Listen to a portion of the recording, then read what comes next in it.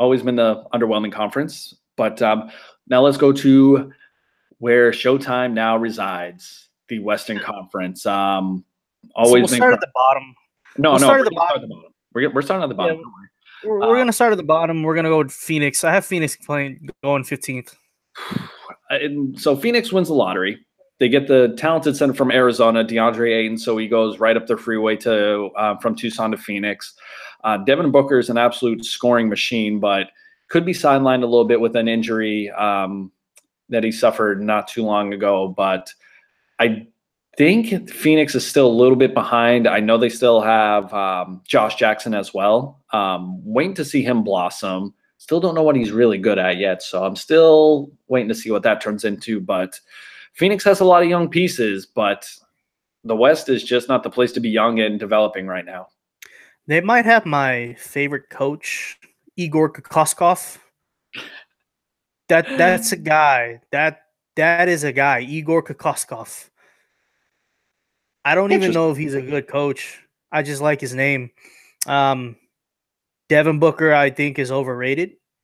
Everybody thinks he's a top 5 shooting guard. I don't think he's a top 5 shooting guard. I think you're looking at light-skinned Brad Beal pretty much is what Devin Booker is. You made that point known on Twitter. It did cause up a bit of a tweet storm from some people who were essentially triggered that you kind of disrespected Devin Booker like that, but I'm kind of in the same. Tell me what Devin Booker. What does Devin Booker do but score? Devin Booker is an okay ball. He's a volume scorer, and I'm not discrediting him for that. It's just he just shoots the ball a lot on a bad team, and everyone just passes to him, and he makes his shots. I just haven't seen him make anybody better yet. Yeah, he makes himself better. I just don't think he's all that, and he's going to be all that. Now, granted, I don't think he's going to be an all-star in the Western Conference. The Western Conference is too stacked. I think he's a good player. I think he's a good building block to have under 25. I still think he's good. I just think everybody's blowing a lot of smoke up his ass, and I don't think that's warranted yet. You got to prove to me that you're going to be able to take Phoenix. I have him finishing 15th. I have him finishing dead last in the conference. You got to prove to me you can at least fight for the playoffs with Devin Booker being the number 1 guy to have that much hype around Devin Booker. I don't think that much hype is warranted. I don't think it needs to be either because, again, he had a 70-point game, and they still lost by double digits. I don't know. And Avery Bradley, the best defender on that team, on that Boston team, didn't play that game either. It was funny because I was at work that night and I got an update. I'm like, 70? But they lost. Yeah, and it's not like they just barely lost. They lost by like 20. They were down 20 the whole game while Devin Booker was having a 70-point night. And I think that was another game where Isaiah Thomas had a strong fourth quarter. So REP Celtics IT. Miss you, bud. Team number 14. Sacramento. When does it ever make sense in Sacramento? They finally get some lottery luck. They get a pick in the top 3, and they take Marvin Bagley III, who I don't think is a bad pick. Don't get me wrong. But, again, the rest of this Kings team, I look at them like, what's going on here? So I like De'Aaron Fox. I like Buddy Hield. I like Bogdan Bogdanovic. I like Harry Giles. I like Marvin Bagley. I like Willie Cauley-Stein. It's just they're a whole bunch of B pluses. There's not a lot of A pluses on that team. I think Marvin Bagley has a shot to becoming an A plus, but I just see a whole lot of B's and C's. In Sacramento, it's just been a dumpster fire for the past 15 years. 15 years. It's been 20 years. When was the last time Sacramento was relevant? Before Chris Webber left? 06? 05? I want to say it was 2006. Let me double check that. I believe Chris Webber went to Philly in 07, and that was kind of the end of the Brad Miller, Chris Webber, Christie, Bibby, Peja years. I think Peja actually left in like 04, 05. All right, so so the Sacramento Kings now own the NBA's longest playoff drought. I'm guessing the last time they made the playoffs was 04. This was clickbait. I think I got. Well, it says they're now in the company of the Seattle Mariners, who are on a 16-year, the Miami Marlins 14, and the Cleveland Browns 15. So it's been a while. Yeah, so 04, I'm guessing that was 14 years ago, was 04. Yep. Yeah, so I think that was it, because I think Pedro left after that and Chris Webber went on somewhere in that time. Yeah, and since then it's been a dumpster fire. They had DeMarcus Cousins, now they don't, and now DeMarcus Cousins was that A+ blue chip prospect. He just rubbed people the wrong way, and he just didn't have a coach to play for. He didn't have a he was great in the community. He was great in everywhere else. It's just, basketball wise, it just didn't work out with DeMarcus Cousins in Sacramento. Ended up trading him for ended up being the number 3 pick with De'Aaron Fox, and ended up being Buddy Hield. So, I mean, there's talent on the team, but like I said, a bunch of B's and a bunch of C's, not enough A's. And unfortunately, this is the wrong conference to not have strong grades in, to kind of play off your pun. Number 13. 13, I got Memphis. I'm surprised you even have Memphis at 13. I thought this would have been your last place team, because there's, after Conley and an aging Gasol, there's nothing. There's Jaren Jackson, the rookie. My rookie of the year pick is Jaren Jackson. I think he's going to finish with like some line of like 17 and 8 with a block and a steal a game, and he's going to hit 2 threes a game. I think him and Marc Gasol are going to play good together. They're going to be very tough inside. They're going to defend the rim. They're going to rebound. They both can step out and hit threes. Mike Conley, the corpse of Chandler Parsons. There's talent there, but they're in the wrong division. If Memphis was in the East, Memphis would be a playoff team. Memphis is in the West, and I have them finishing 13th. Definitely need that Seattle expansion to happen already to see if they can get bumped to the East. But there's just not a lot of buzz or storylines around this team. This is one of your smaller market teams. We talked about the possibility of Conley or Gasol being moved out. Conley signed that super contract not too long ago, so it doesn't look like that'll be moving anytime soon. So they could be here to stay. Yeah, definitely. Marc Gasol's a free agent after this season. I think he's gone. I think he's gone before the season's end. I think somebody comes after Marc Gasol. Mike Conley, like you said, the contract a little bit less unmovable. I think they look to tank more, and they look to move on from their good players, and they build around Jaren Jackson. Jaren Jackson is going to be a stud. I like the way his game. He's a stretch 5 that can defend the rim. There's not a lot of those like on earth, and there's not a lot of those, period. There's not a lot of those in the history of the game that can hit threes at the clip that he's going to hit threes, and that's going to be able to protect the rim the way he's going to protect the rim. I think he's going to be a stud. Like I said, my pick of the rookie of the year is Jaren Jackson. So let's go ahead and move on. Number 12, the Clippers. So the LA Clippers, we weren't entirely sure what they were doing at the trade deadline last year. We thought they would, sell some pieces off, but they decided to stand pat and just, kind of roll with things. They did kind of flip things around when they decided to sign Blake Griffin to an extension, then trade him less than 4 months later. So I look at this makeup. Somehow Doc Rivers decided to stick around this long, which is still somewhat surprising. But he did finally move his son out of there, so I don't know if he was doing Austin a favor, but I really like Tobias Harris on this team. Avery Bradley. There's some nice players here, but it's kind of like one of those rosters you would see in the Eastern Conference. None of it really makes sense to me because there is some talent there, but not a whole lot to get excited about, because how far can this really go? The best thing out of the Clippers is the Toby and Bobby show that they have on the offseason. They're hilarious together. Basketball-wise, Boban is great in 5-minute stretches. He can't play more than 20, 30 minutes a night. It's just it doesn't work with him like that. I love Harrell. Montrezl Harrell is an animal. I love him. Tobias Harris, he's underrated. He's a very, very underrated guy. He's gonna be a 20-point per game scorer, on good efficiency. He's going to grab 6 or 7 rebounds. He's going to get 2 or 3 assists. And he's going to put up numbers. I like what Tobias Harris is in the league. Patrick Beverley, Avery Bradley, sneaky best defensive backcourt in the league.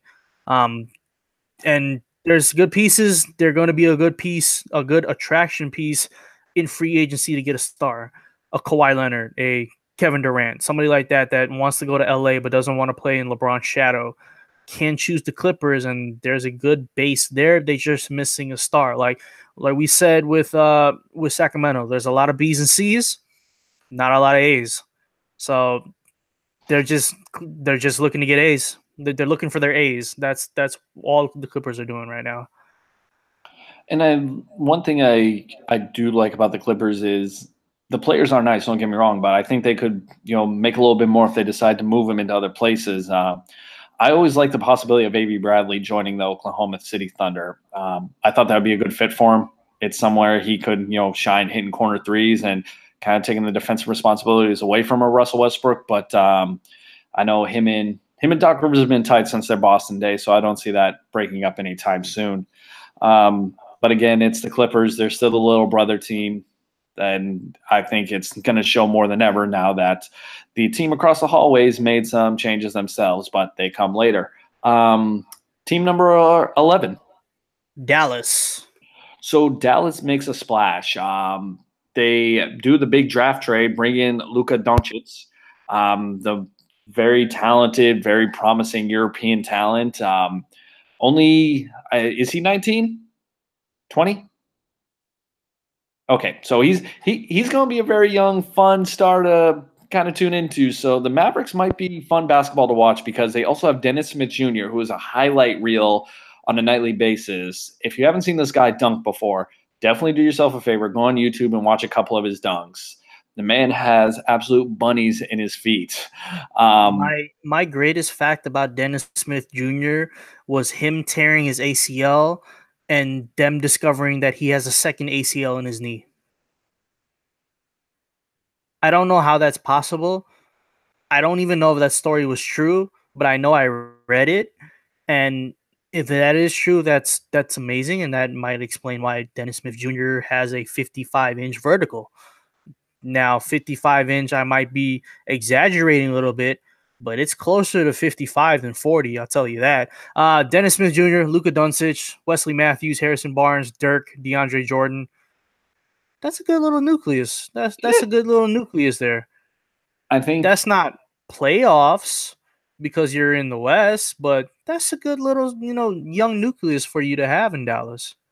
Yeah, I mentioned the Pacers being one of the more boring league pass teams. I think the Mavericks could be a fun watch. Granted, I think so too. I think it's going to be a lot of games in the 120s and 130s this year, but get a little throwback to their 2003 days when they were just running and gunning. Yeah, Wesley Matthews is a shell of himself, which sucks. That Achilles injuries, it sucks, but he's still going to be a contributor. Harrison Barnes, a lot of overrated, a lot of the hype that he was getting out of North Carolina. He definitely didn't live up to it, but he's still a good 15-5-5 guy. Like he's going to contribute. Like Dallas has some pieces. I like where they're heading. And I think you said it best. And I think you're going to notice that with a lot of teams. They're just stuck in the wrong conference. Team number 10. Team number 10 have Minnesota. So this is pretty much the trade of, not the trade of the line where you get from the pretenders to the playoff contenders. Number 10, I have Minnesota right now, but I think that if they don't trade Jimmy Butler, they will fight for that AFC and they will fight to get into the playoffs. I have them at number 10 because I expect them to move Jimmy Butler. Now, there's been a lot of Jimmy Butler drama the past week. He was at media day and at practice just outright throwing complete haymakers at management, teammates, pretty much calling out the entire organization for not, getting their act together, for calling out players on his own team for underperforming or kind of, taking it easy.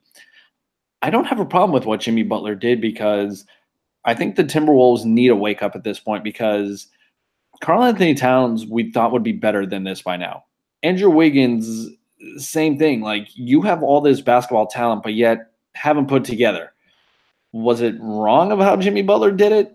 I don't know. But I don't have a problem with how he went about of trying to, get people to wake up and see the picture here that, yeah, are you okay with being the AC last year? Well, you shouldn't be, because we just got waxed in 4 games by the Rockets.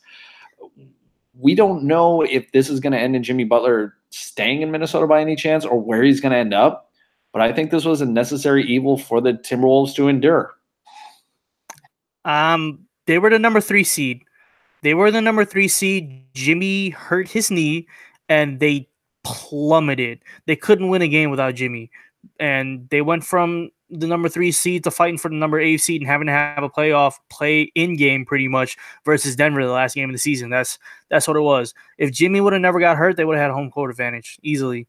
And Jimmy got hurt, and then that's just how things roll. Injuries happen.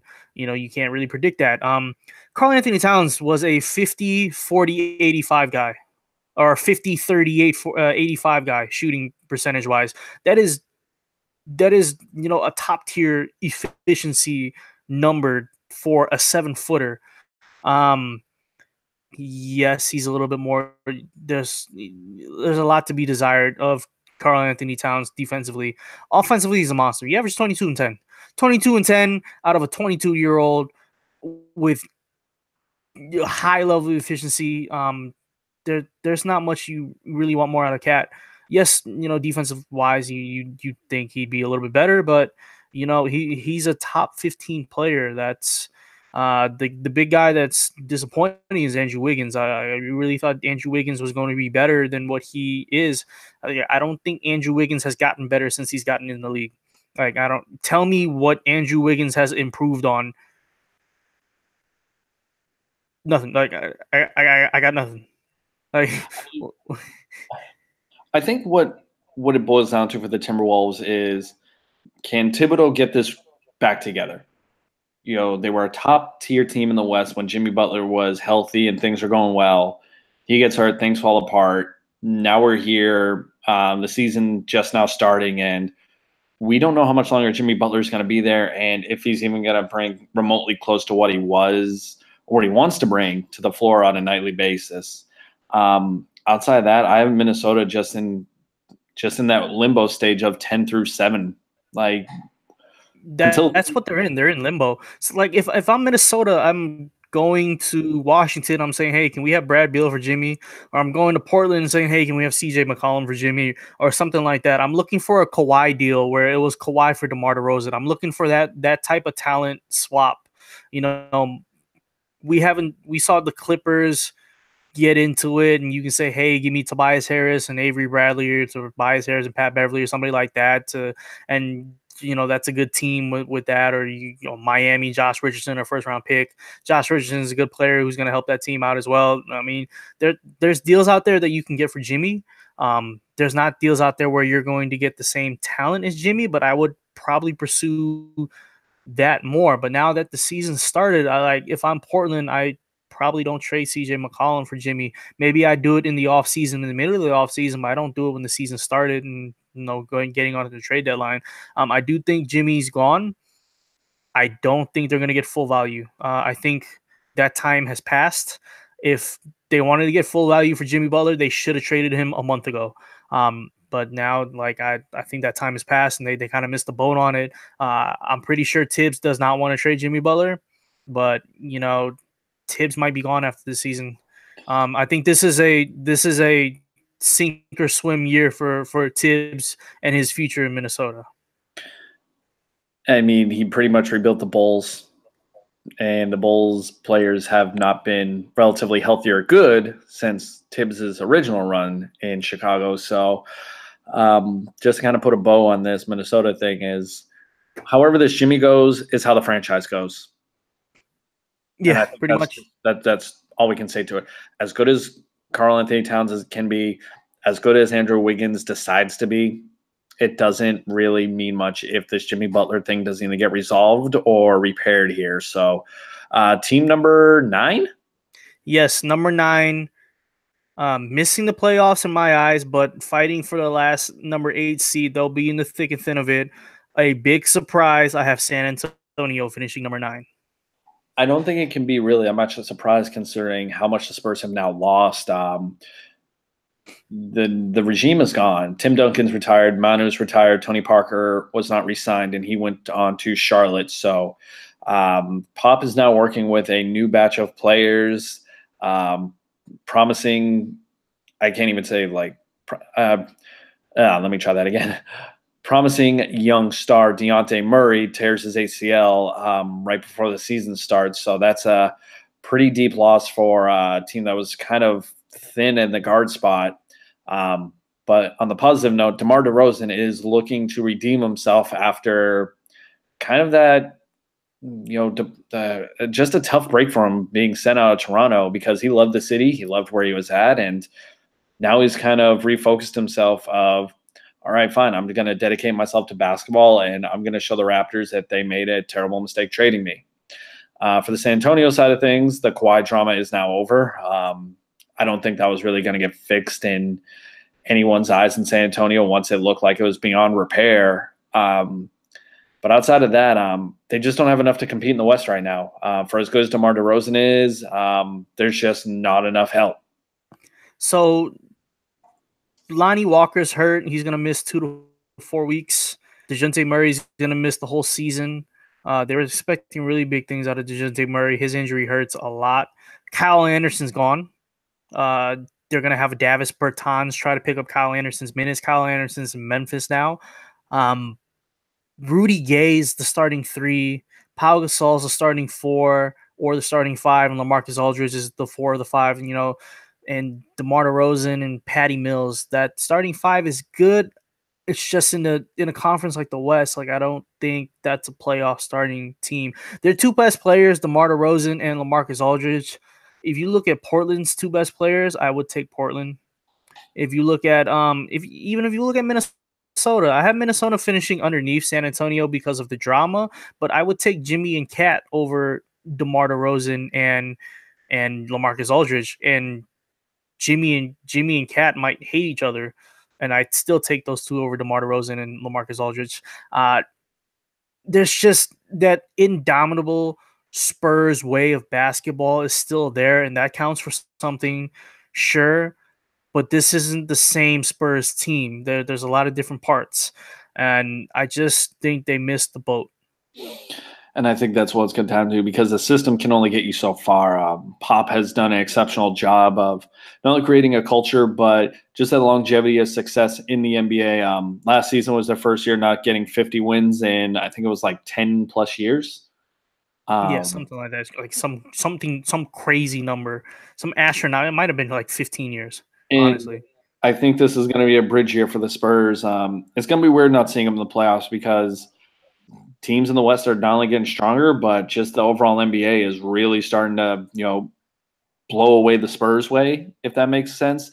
The pace and space way of, coaching and roster building, everything. It's kind of pushing the Spurs further and further away from the contention core. So I don't think Pop is going to let his team boil out like this, but it just might be too much for the Spurs to do this year. I do think Minnesota and San Antonio will fight for the 8th seed. The 8th seed being Portland. I don't think Portland has really separated itself from Minnesota or from San Antonio. I do think the best player on those 3 teams is, well, Karl Anthony Towns, yes, but with all the beef, I think the second best player is Damian Lillard. I love Damian Lillard. I love CJ McCollum. I love what those 2 guys bring to the table. They're both at any point can go off for 50. I've seen both of them go off for 50. I've watched Damian Lillard versus Sacramento. He had 50 in 3 quarters. CJ McCollum versus Chicago. CJ McCollum had 50 in 3 quarters. If they weren't blowouts and they both played the 4th quarters, they both would have had over 70 in both of those games. So there's a lot of scoring there with those 2 teams. I love CJ McCollum, Damian Lillard. They might be my favorite backcourt in the league. With that being said, they still need more.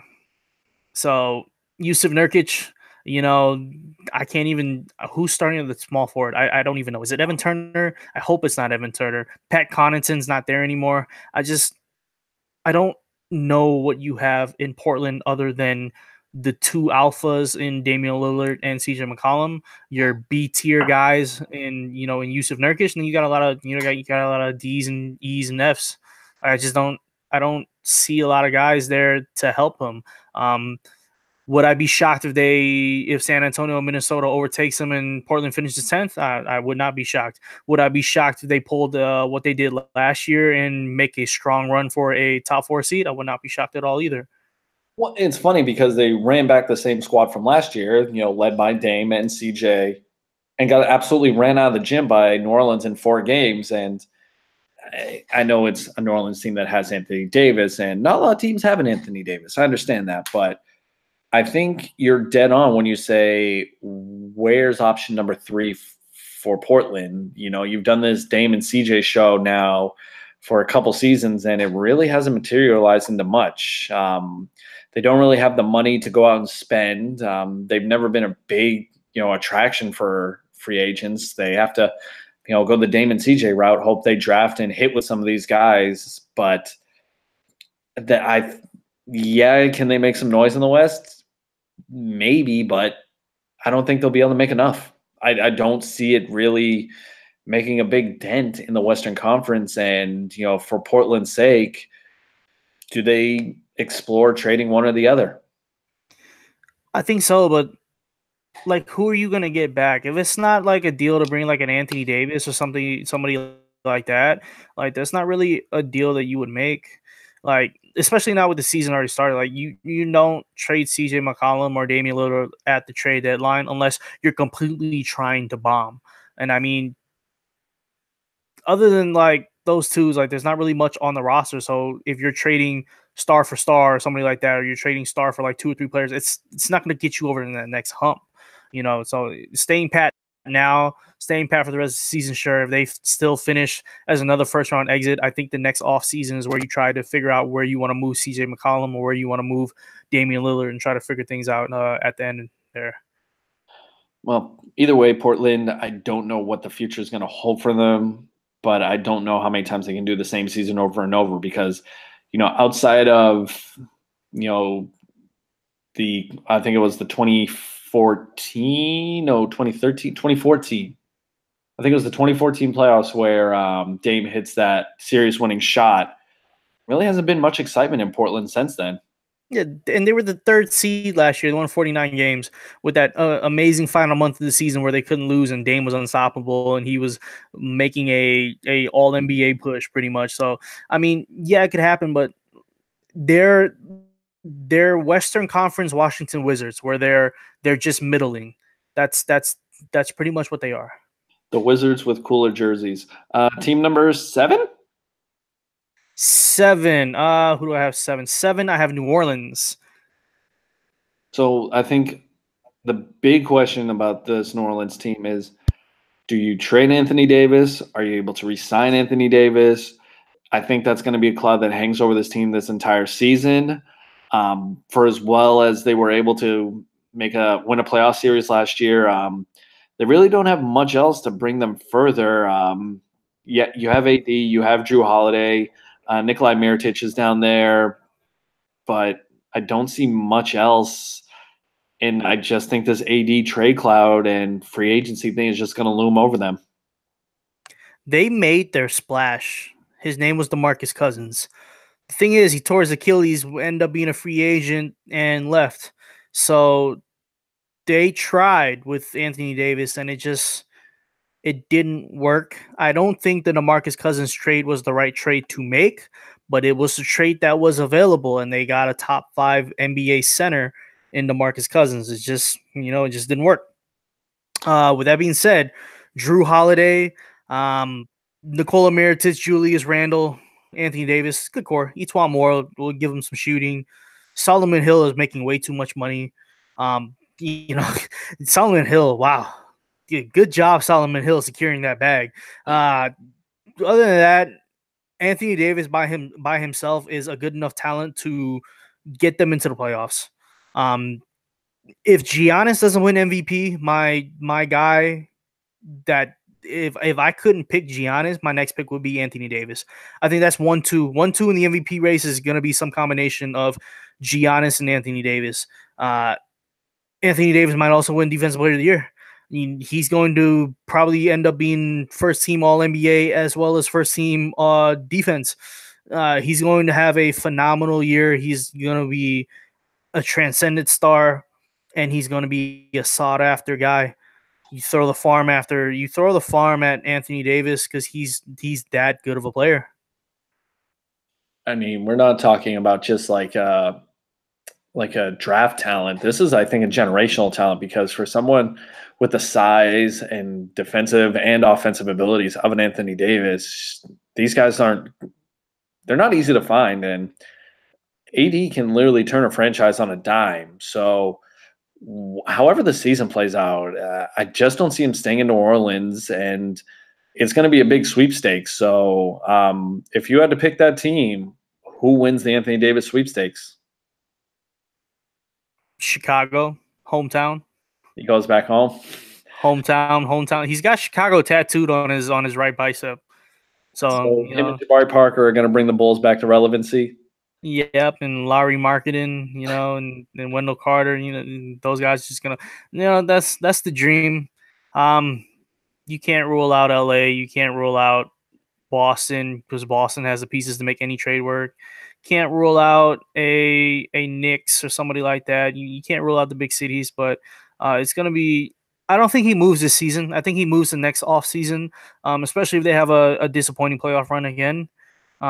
This year there was some success in the playoffs with them beating Portland, but I still don't think they're a top tier team. I still don't think they get past the first, second rounds, and they're not going to make the finals. They're not going to make a Western Conference Finals.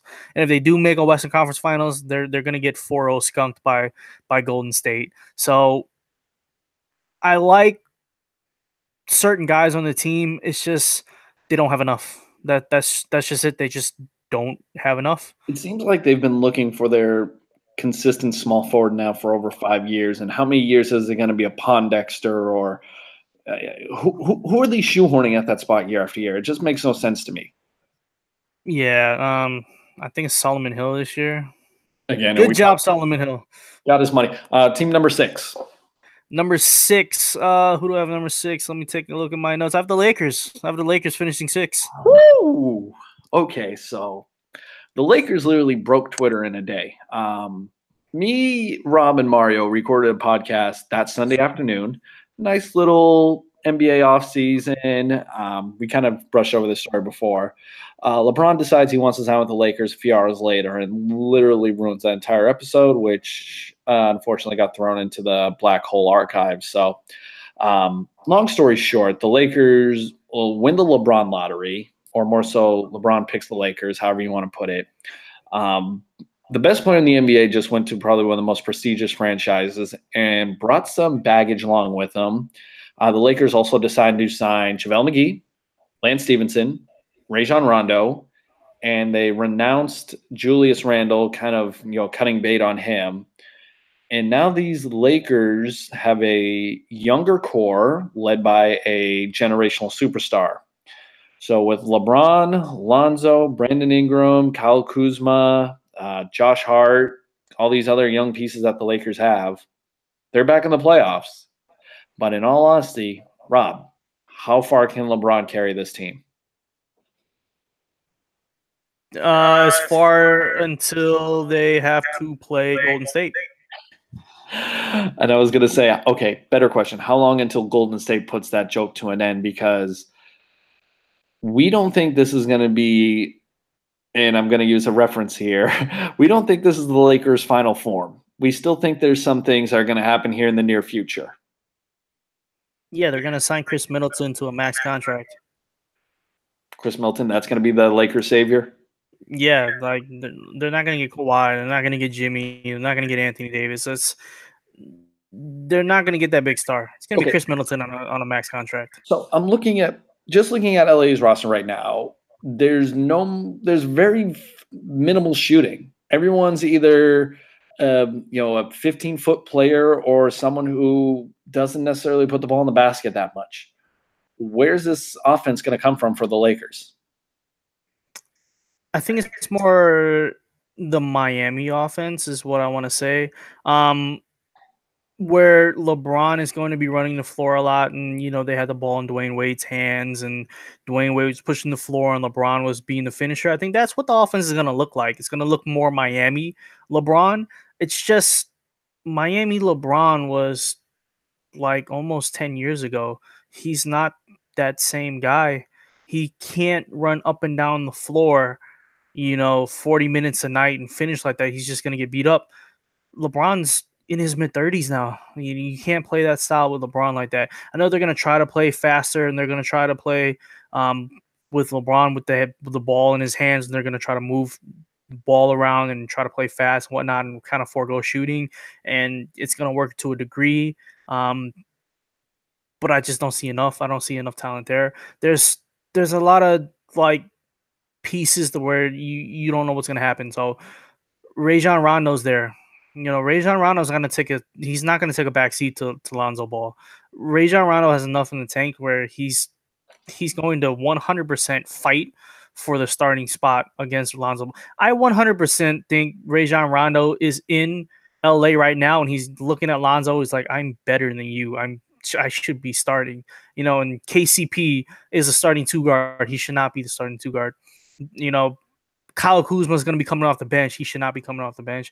The starting lineup should be Ingram, LeBron, Kuzma, and Lonzo Ball, and have those guys be, on the floor 35 plus minutes a night, and then have, Josh Hart come off the bench and relieve some time at the 2 and relieve some time at the point and all that. Like those should be the guys getting the minutes, but now they got to find minutes for Michael Beasley. They got to find minutes for Lance Stevenson. They got to find minutes for Rajon Rondo. Like I wouldn't have made those moves. Like it's very puzzling to have guys that need to play 10, 15, 20 minutes a night while you have, while they're going to take their minutes away from the young guys. Like, and it shouldn't be like that.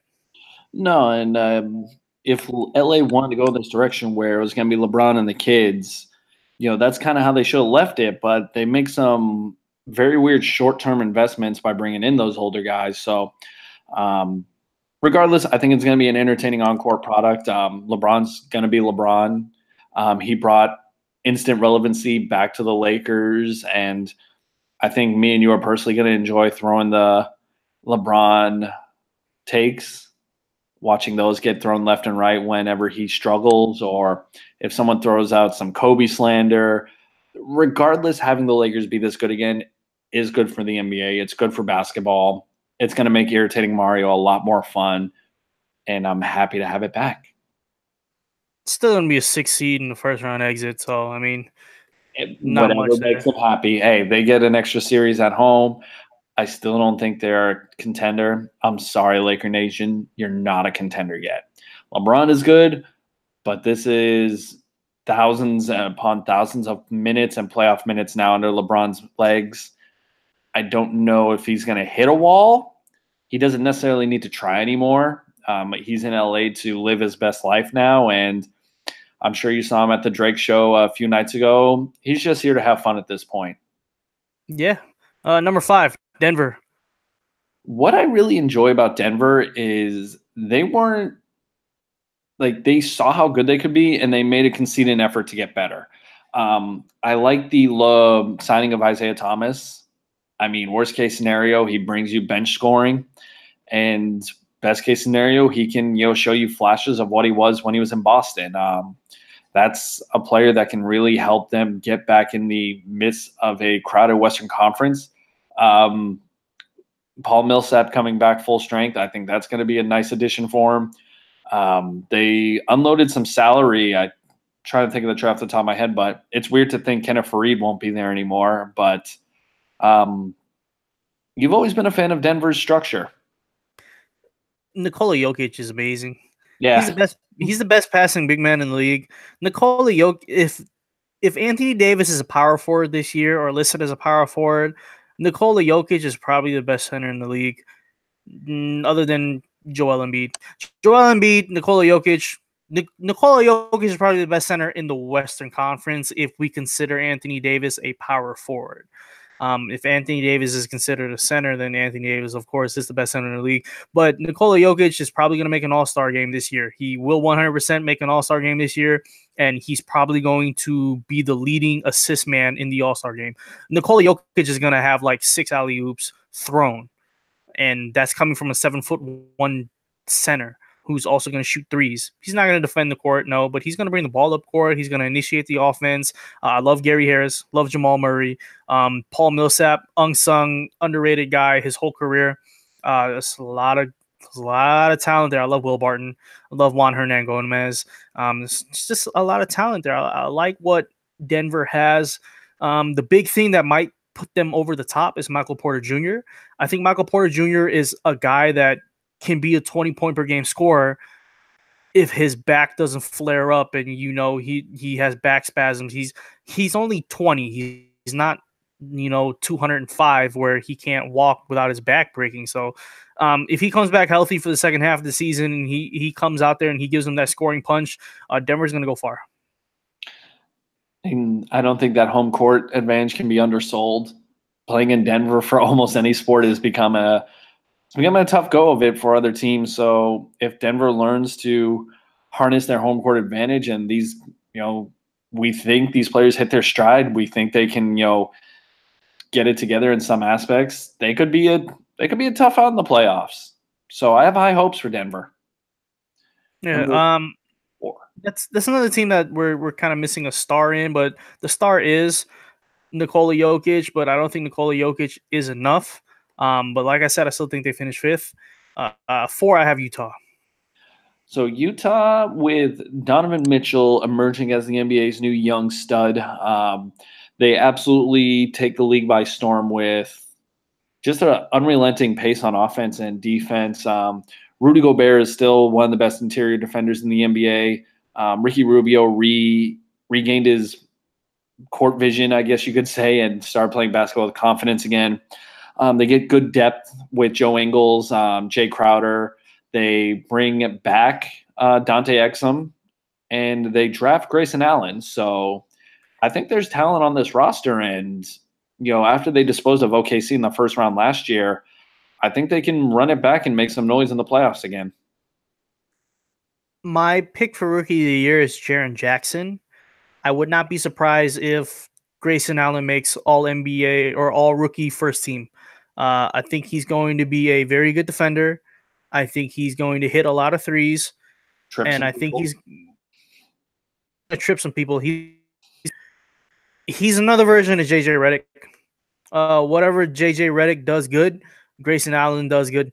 And I think Grayson Allen is going to pretty much have a career similar to what JJ Redick has and still has. And I think we're seeing another JJ Redick clone with Grayson Allen. With that being said, Ricky Rubio, Donovan Mitchell, Rudy Gobert, that's a really good defensive team. Joe Ingles as well, Jay Crowder. There's a lot of versatility. Derek Favors, they can go big, they can go small. They have the star. They have the A+, your blue chip, the guy that you want, Donovan Mitchell. And Donovan Mitchell, I think he gets better. I think Donovan Mitchell makes an all-star team. All the hype that Devin Booker is getting, Donovan Mitchell is better than Devin Booker. I 100% think Donovan Mitchell is better than Devin Booker, and we should be talking more about Donovan Mitchell than Devin Booker. I think that's a pretty good take because in his first season alone, you saw how good Donovan Mitchell can be in stretches because he was showing that he has touch from outside and how ferocious he can be attacking the rim.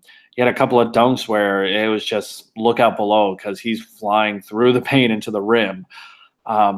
Utah, again, is kind of like a better version of Denver. They have that same weird home court advantage where opposing teams just have trouble playing in the elevation and playing in a loud building like Utah has. So I think, again, Utah is going to be a team that's going to make some noise in the West. And if they somehow end up in the Western Conference Finals, we presume it's going to be Golden State there. Not always an easy game for Golden State to get by Utah, but I could see a hungry Utah team really trying to make a push this year to contend. If they play Golden State in the Western Conference Finals, I think they win too. 4-2 against Golden State is not bad. LeBron got swept last year by Golden State. So, winning a couple games against Golden State, yeah, it's not a bad thing. Number 3, I have OKC. So they make the big splash of free agency by literally having a party for Paul George coming back, which kind of surprised a lot of us because with how dysfunctional it looked at times with Russell Westbrook, Carmelo Anthony, and Paul George, we didn't think Paul George would sign up for this again. But he decides he wants to re-up with Russell, and they think they can make something there. They make some smaller moves in the offseason. They bring in Dennis Schroeder to be the backup point guard to Russell Westbrook. But right now, Schroeder is going to begin starting minutes because Russell is going to be out for the first couple of weeks dealing with a knee surgery. So we'll see how that pans out. But another move they made that I don't think they got enough recognition was Nerlens Noel. I think he can be a decent bench player for the Thunder, spelling Steven Adams. I think they've had getting better depth. I still like their coaching. I like their athleticism. I think it's a matter of how far can Russell Westbrook and Paul George carry this team. Yeah, with Russell Westbrook being hurt, I had them third, and I had this for I've made this list for a while. I've had this list, my rankings of the standings 1 to 15 for a while before we learned that Russell Westbrook was going to miss extended time with that knee injury. If he does miss more time with that knee injury, I don't think they finish third. This team is predicated on how good Russell Westbrook is and can be. If he's dealing with a nagging knee injury for the rest of the season, that's really gonna hurt their chances. But other than that, if Russell Westbrook is healthy, Westbrook, Paul George, they have a lot more depth this season than what they have last season. Pat Patterson, Jeremy Grant, Nerlens Noel, Steve Adams, Alex Abrines, Andre Robertson, who's still hurt, and Andre Robertson, we don't know when he's going to be back. So Robertson, when Robinson comes back, along with Abrines, Terrence Ferguson, Russ, Dennis Schroeder, they're deeper now than they are last season, and that's where I thought that they were going to be the number 3 seed. Is just I thought they were a deeper team. There's a little bit more talent there, and but with Russell being injured, that's tossing everything in the air. I have a weird theory that with Oklahoma City, I think they can be okay without Russell. And I say that in the sense of as much as I enjoy Russell's game, I enjoy the energy and outright ferocity he brings on a nightly basis. There's a way I can see this playing out to where they're able to stay in the thick of things until Russell comes back. So it's pretty much Washington last season when John Wall got hurt and they were able to kind of do a little bit more different stuff and they were able to stay afloat. It's not a Jimmy Butler from last year where Jimmy Butler got hurt, Minnesota tanked it. It's more John Wall got hurt and Washington was able to stay, semi-decent. Yeah, that's pretty much it. Yeah. Let's move on. Number 2, Houston. I think Houston's worse this year than they were last year. But I still don't think there's a team in the Western Conference that's better than Houston other than number 1 seed Golden State. So Houston has their franchise record in wins last year. They put up record numbers in points, attempted threes made. Chris Paul and James Harden are running up and down the NBA. And then they get to the Western Conference Finals and Chris Paul gets hurt, and then it all falls apart. Kind of culminated with missing 27 straight shots in a conference elimination game, but that's not a big deal, I guess. If you're Houston, it's okay. You just run back the same team. It didn't necessarily work out that way because you lose Trevor Ariza, and now he's replaced with Carmelo Anthony, who we're not sure has that much left in the tank at this point. We don't know how much Chris Paul has left in the tank and how long he keep playing at a high level like this. And, as good as James Harden can be, relying on someone to put up the numbers he put up last season 2 years in a row, very unlikely that happens. But Houston again is gonna shoot a lot of threes. They're gonna run the score up a lot of games.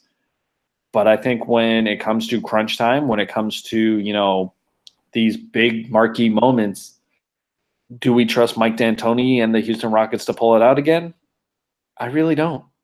I don't either. Nobody on that team has a track record of big plays in crunch time.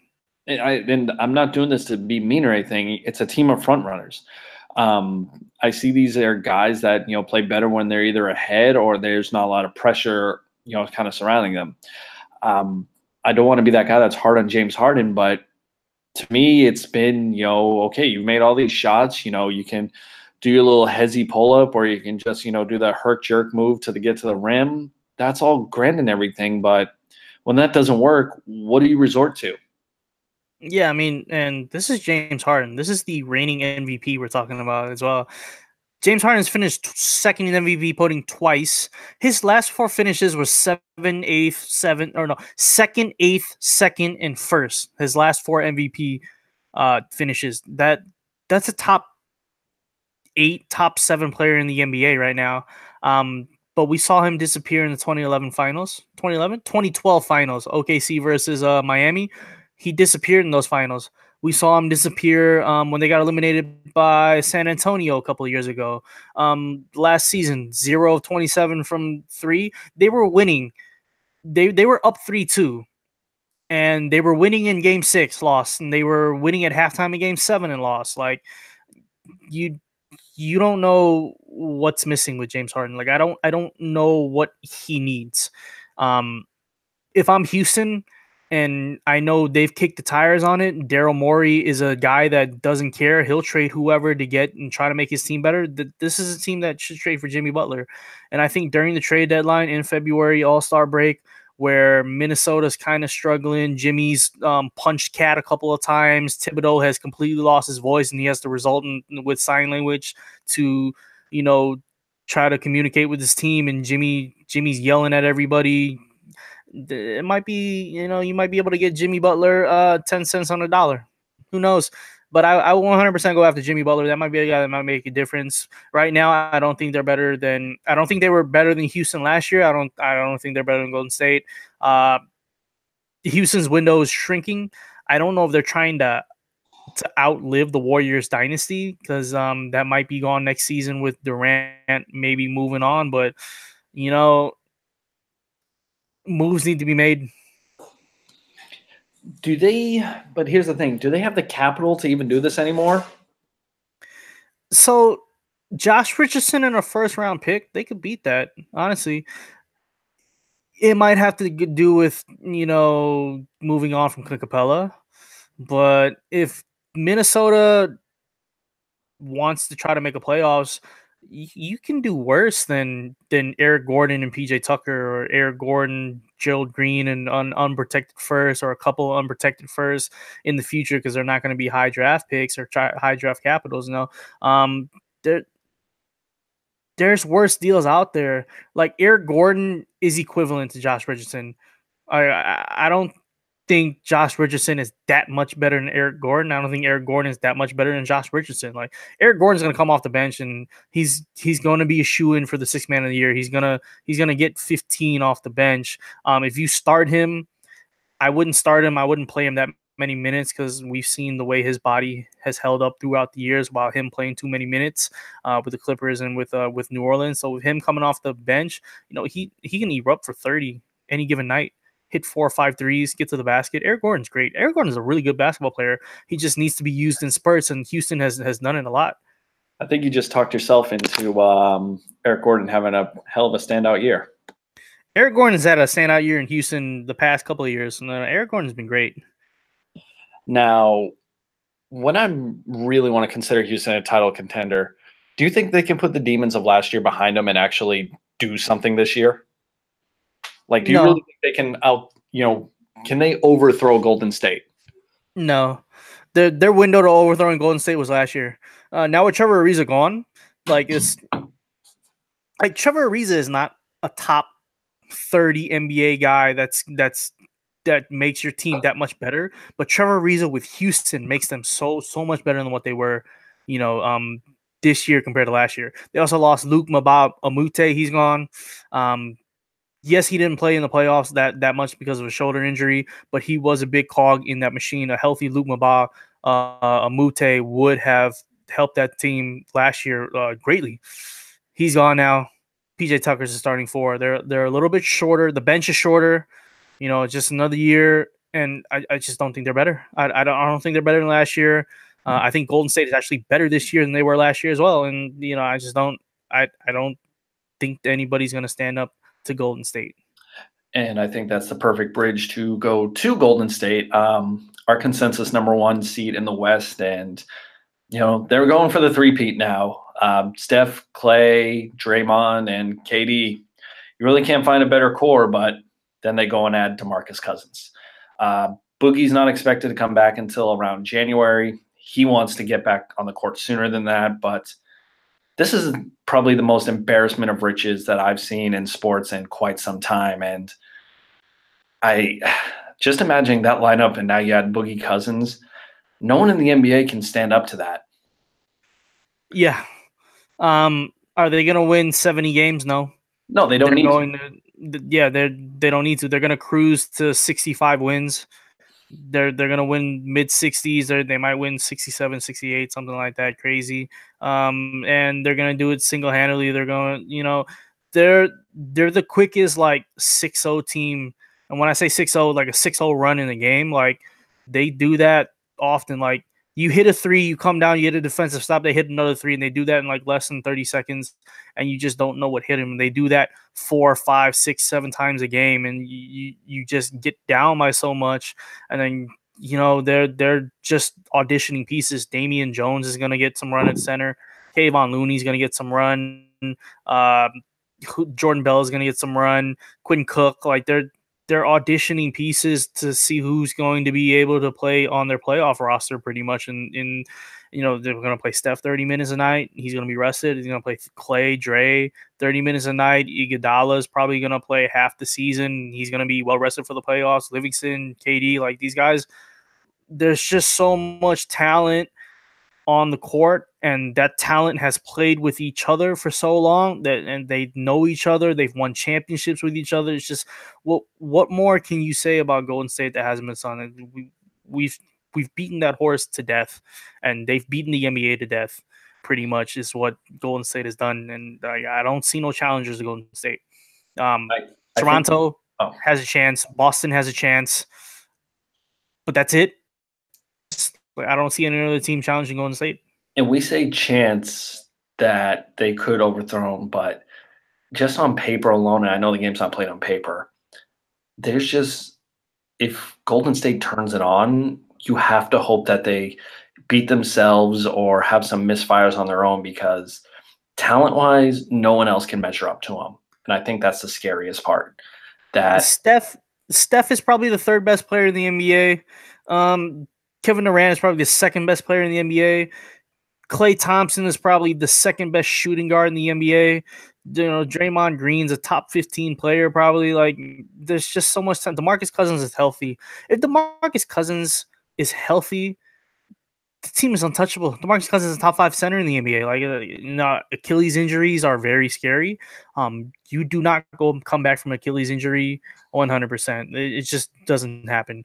And that's stuff for DeMarcus Cousins, but there's just so much talent on this team. You're pretty much waiting them out, and this might be the last year of the window, because Durant and his free agency. I think Durant's moving on.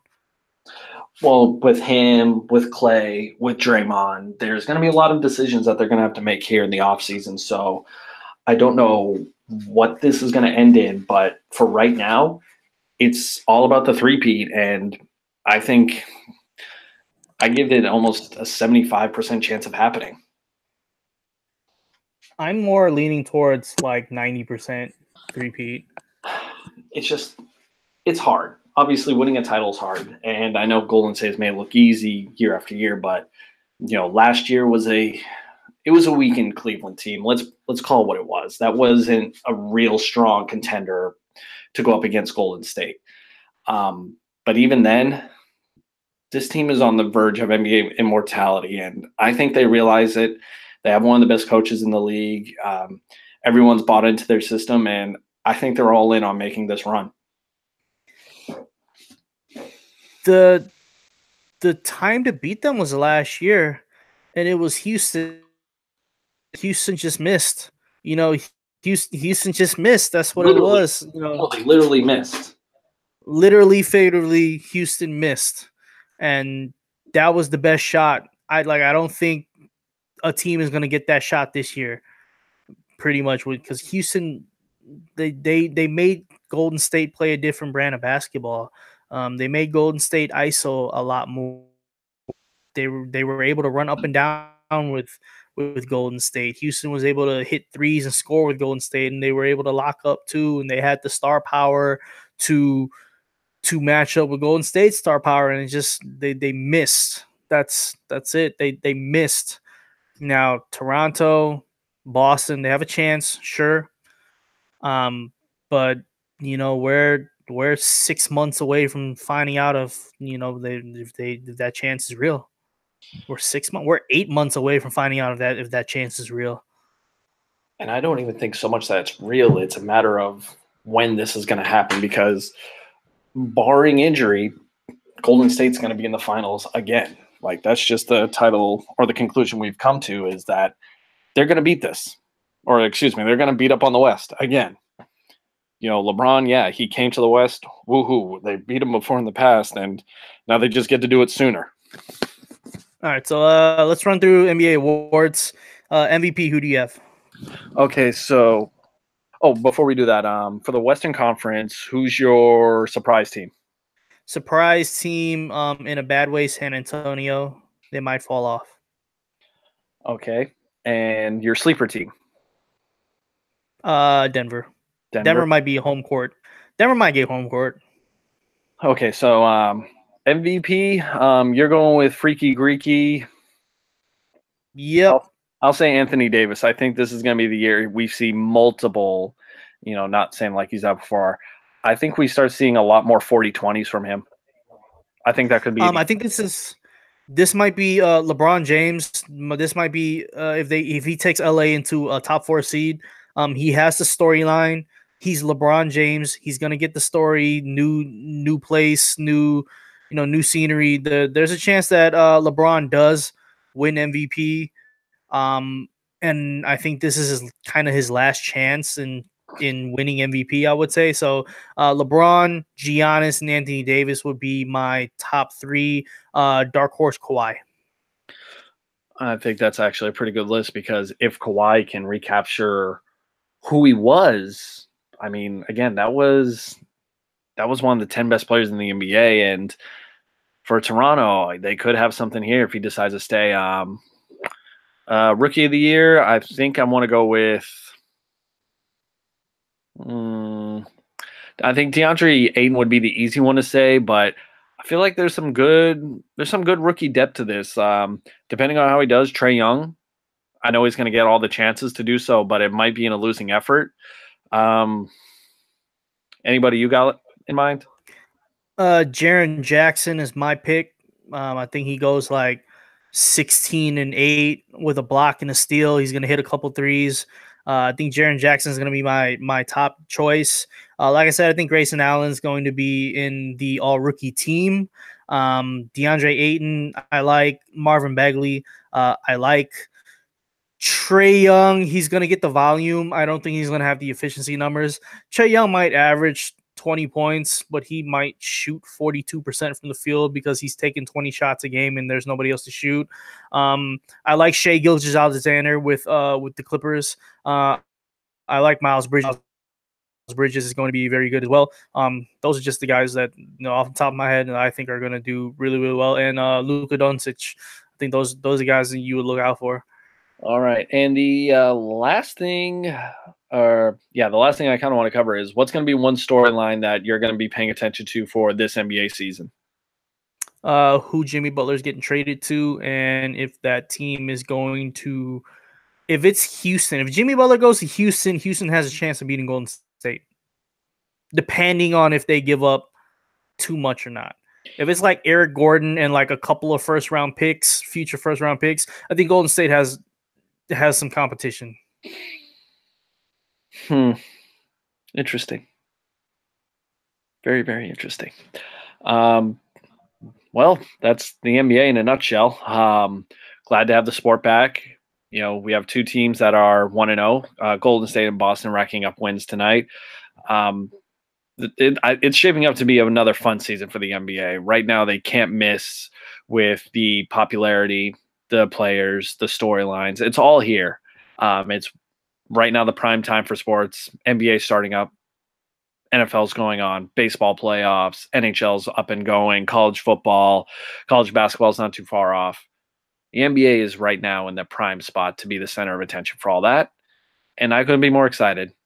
I want to thank you guys for sitting with us through this preview episode. You can follow the show on Twitter at Bleach Breach Pod, on Twitter at Jonathan_R, Rob _BPP. We are also on Instagram at Bleacher Preacher Podcast as well. Be on the lookout for new content coming out through there. You can listen and stream the show through any podcast app. We're on the Apple iTunes Store, Google Stitcher, SoundCloud, Google Play. I think I just said that, but everybody but Spotify. So we're trying to get a little more universal here so you guys can check out and listen to the show. I want to thank you guys for listening, and we look forward to a great NBA season with you guys, and we'll be back real soon. Have a good night. Peace. Whew.